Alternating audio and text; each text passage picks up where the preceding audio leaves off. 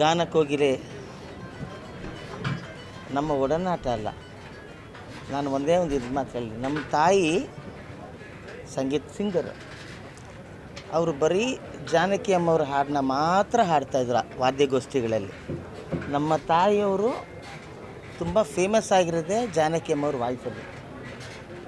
ನಮ್ಮ ತಾಯಿಯ ಕಡೆಯ ಏನು ಉಸಿರಿತ್ತು, ನಮ್ಮ ತಂದೆ ವಯಲಿನಿಸ್ಟು ಅಂದರೆ ಪಿಟೀಲು ವಾದಕರು, ನಮ್ಮ ತಾಯಿ ಸಿಂಗರು, ನಮ್ಮ ಅಣ್ಣ ಡ್ರಮ್ಮರು, ನಮ್ಮ ತಂಗಿ ಉಷಾ ಅವರು ಸಿಂಗರು. ನಾವೆಲ್ಲ ಆರ್ಕೆಸ್ಟ್ರಾ ಫ್ಯಾಮಿಲಿಯವರು.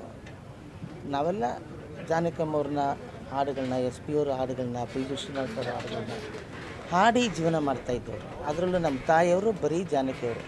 ಅವರ ಕಡೆಯ ಉಸಿರು ಬೆರಳನ್ನ ಹಿಂಗೆ ತಾಳೆ ಹಾಕ್ಕೊಂಡು ಎಸ್ ಜಾನಕಿ ಮೇಡಮ್ ಅವರ ಕರೆದರೂ ಕೇಳದೆ ಹಾಡನ್ನ ಹಾಡ್ಕೊಂಡೇ ನಮ್ಮ ತಾಯಿ ಅವರು ಉಸಿರನ್ನ ಬಿಟ್ಟರು. ಅದನ್ನು ನಾನು ಇವತ್ತು ಹೇಳೋಕ್ಕೆ ಇಷ್ಟಪಡ್ತೀನಿ. ಅಂದರೆ ನೀವು ಲೆಕ್ಕ ಹಾಕ್ಕೊಳ್ಳಿ, ಜಾನಕಿ ಅಮ್ಮವ್ರನ್ನ ಇಷ್ಟಪಡದೇ ಇರೋಂಥವ್ರು ಯಾರು ಇರೋ ಸಂಗೀತದಲ್ಲಿ. ಅವರು ಹುಟ್ಟು ಕಲಾವಿದರು, ಹುಟ್ಟು ಸಂಗೀತಗಾರರು. ಈಗ ಕೆಲವರೆಲ್ಲ ಒಂದೊಂದು ಒಂದೊಂದು ಥರದ ಹಾಡುಗಳಿಗೆ, ಕೆಲವರು ಈ ಫಾಸ್ಟ್ ಸಾಂಗ್ಗಳಿಗೆ ಫಿಕ್ಸ್ ಆಗಿರ್ತಾರೆ, ಅಥವಾ ಇನ್ನೊಂದು ಮೆಲಡಿ ಇವ್ರು ಆಡ್ತಾರೆ, ಇವರು ಫಾಸ್ಟ್ ಸಾಂಗ್ ಆಡ್ತಾರೆ, ಇನ್ನೊಬ್ರು ಪ್ಯಾತು ಆಡ್ತಾರೆ, ಈ ಥರ ವಾಯ್ಸ್ಗಳಿರುತ್ತೆ. ಆದರೆ ಜಾನಕಿಯವ್ರ ವಿಷಯದಲ್ಲಿ, ಮೇಡಮ್ ವಿಷಯದಲ್ಲಿ ಯೂನಿವರ್ಸಲ್ ಅದು ಸಂಗೀತದ ಯೂನಿವರ್ಸಲ್. ಅಂಥವ್ರು ಇವತ್ತು ನಮ್ಮನ್ನು ಹಗಲಿದ್ದಾರೆ. ಇವತ್ತು ಹಗಲಿದಂತಲ್ಲ, ನಾನೊಂದು ಸತ್ಯ ಹೇಳ್ತೀನಿ ಎಲ್ಲರ ಮುಂದೆ. ಯಾವತ್ತೂ ಅವರು ಹಾಡೋದನ್ನ ನಿಲ್ಲಿಸಿದಲ್ಲ. ಅದು ಏನು ಮಾಡೋಕ್ಕಾಗಲ್ಲ, ಮನುಷ್ಯ ಅಂದಮೇಲೆ ಏಜ್ ಆಗೇ ಆಗುತ್ತೆ. ನಮ್ಮ ದೇಹ ಪರ್ಮಿಟ್ ಮಾಡಲ್ಲ ಹಾಡೋದಕ್ಕೆ. ಪರ್ಮಿಟ್ ಮಾಡಿದ್ರೆ ಕಡೆ ಉಸಿರು ತನಕ ಸಂಗೀತಗಾರರಾಗಲಿ, ವಾದ್ಯಗಾರರಾಗಲಿ, ಯಾವುದೇ ಕಲಾವಿದ ತನ್ನ ಕಡೆ ಉಸಿರು ಇರೋ ತನಕನೂ ಆ ಫೀಲ್ಡಲ್ಲೇ ಅದರಲ್ಲೇ ಜೀವ ಬಿಡಬೇಕು ಅಂತ ಅಂದ್ಕೊಂಡಿರ್ತಾನೆ. ಆದರೆ ನಮ್ಮ ದೇಹ ಒಪ್ಪಲ್ವಲ್ಲ. ಆವಾಗ ಯಾವತ್ತು ಅವ್ರು ನಿಲ್ಲಿಸಿದ್ರೋ ಹಾಡೋದನ್ನ, ನನಗನ್ಸುತ್ತೆ ಆವತ್ತೇ ಅವರ ಎಲ್ಲವೂ ನಿಂತೋಗಿದೆ ಅಂತ ಅನಿಸುತ್ತೆ.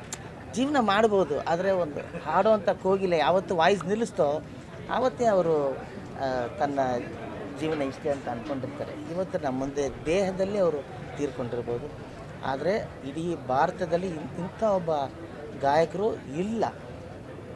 ಅದರಿಂದಾಗಿ ಅವರ ಆತ್ಮಕ್ಕೆ ದೇವರು ಶಾಂತಿ ಕೊಟ್ಟರು. ಯಾಕೆಂದರೆ ದೇವರು ಅಂದಮೇಲೆ ದೇವರೇ ಸಂಗೀತ ಪ್ರಿಯರು. ಸಂಗೀತದಿಂದನೇ ದೇವ್ರನ್ನ ಹೊಲ್ಸೋಕ್ಕಾಗೋದು. ಎಂತೆಂಥ ಅದು ಕ್ಲಾಸಿಕಲ್ ಸಾಂಗ್ಸ್ ಹಾಡಿದ್ದಾರೆ, ಎಂತೆಂಥ. ಅದರಿಂದಾಗಿ ನಮ್ಮ ಚಿತ್ರರಂಗದ ಪರವಾಗಿ ನಾನು ಕರ್ನಾಟಕ ಫಿಲ್ಮ್ ಅಕಾಡೆಮಿ ಅಧ್ಯಕ್ಷನಾಗಿ ಅವರಿಗೆ, ನಮ್ಮ ಎಲ್ಲರ ಕಲಾವಿದರ ಪರವಾಗಿ ನಮನವನ್ನು ನಾನು ಸಲ್ಲಿಸ್ತೀನಿ. ಜೊತೆಗೆ ಅವರು ಎಲ್ಲ ಇದ್ದಾರೆ, ಅವರು ಇಲ್ಲಿ ಅವರ ಯಾವ ಜಾಗದಲ್ಲಿ ಅವರ ಮಗ ಅಂತಲೇ ಅವರು ಅಂತಿದ್ದಾರೆ. ಆ ಜಾಗದಲ್ಲಿ ಈಗ ಸಾಯಂಕಾಲ ಬಂದ್ ಮಾಡ್ತಾರಂತೆ. ಹೌದು, ಎಚ್ ಡಿ ಕೋಟೆ ಅಲ್ಲ, ಇಲ್ಲೇ ಮೈಸೂರೊಳಗೆ. ನಮಗೆ ಏನು ಅನಿಸಿದೆ ಅಂತೇಳಿದರೆ, ಜಾನಕಿ ಅಮ್ಮವರು ಇಡೀ ಭಾರತಕ್ಕೆ ಬೇಕಾದವರು. ಅದರಿಂದ ಇದು ನಮ್ಮ ಮೈಸೂರು ಸಂಸ್ಕೃತಿ, ಕಲೆಯ ಪರಂಪರೆಯನ್ನು ಹೊಂದಿರೋಂಥ ಊರು.